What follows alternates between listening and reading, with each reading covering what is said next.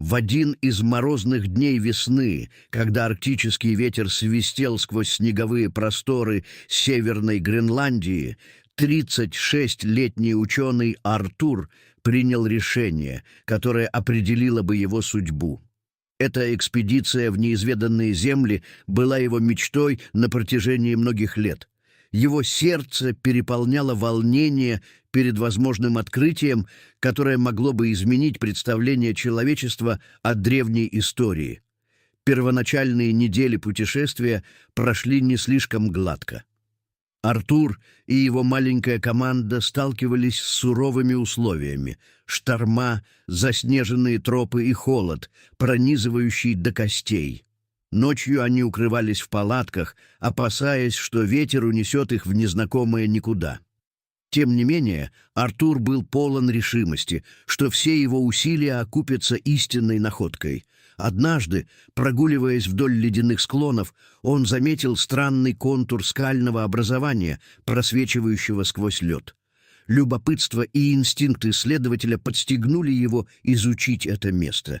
И как только он приблизился, его сердце забилось быстрее. В камне было отверстие, показывающее темную глубину туннеля, и, несмотря на риски, Артур решительно шагнул внутрь.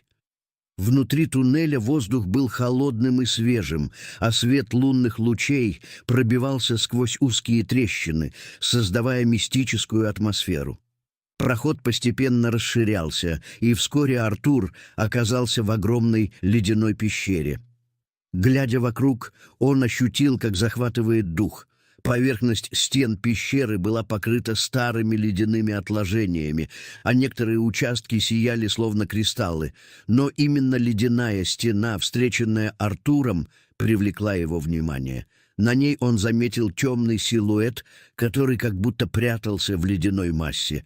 Обострившись от волнения, он начал откалывать лед, но вскоре осознал, что это непростая задача, требующая значительных усилий.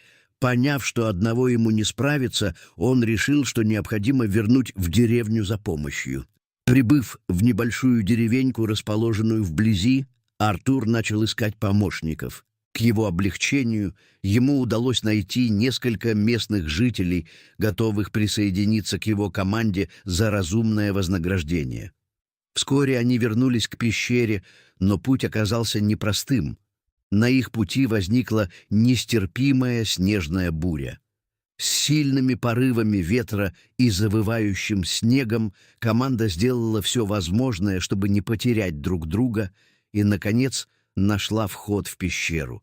С замиранием сердца Артур и его помощники спустились внутрь. Ледяная толщина вокруг них блестела, а трескучий звук их ледорубов нарушал мертвую тишину древней пещеры.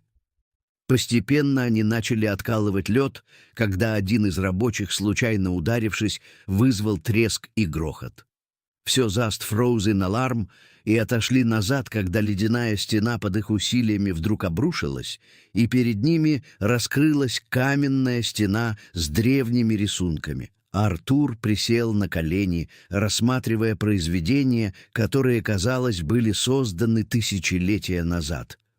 Удивительные рисунки изображали сцены из жизни первобытных людей: охота, якобы обряды и взаимодействие с животными. Они были выполнены грубой, но выразительной техникой. Каждая линия, напротив, потрясала своей уязвимостью и силой. Этот момент стал кульминацией многих лет работы и изучения. Забыв о своих первоначальных надеждах найти останки древнего существа, Артур понял, что именно эти рисунки откроют новое понимание жизни предков.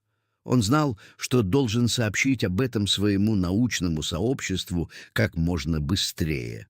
На следующее утро Артур связался с коллегами из СМИ, рассказав о своем открытии. Вскоре пещера стала объектом всеобщего внимания.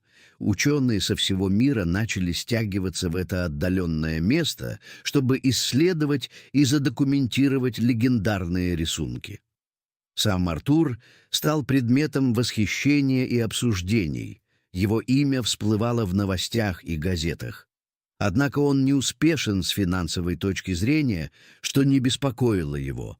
Его истинная радость заключалась в понимании, что он стал частью чего-то величественного, что навсегда останется в истории. Ледяная пещера, к которой они имели доступ, была объявлена охраняемой нацией, и теперь она стала не только частью наследия стран Северной Гренландии, но и мирового научного сообщества.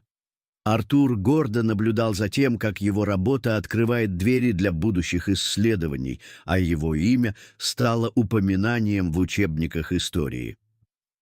С завершением своих исследований Артур иногда посещал пещеру, чтобы подумать о своем пути.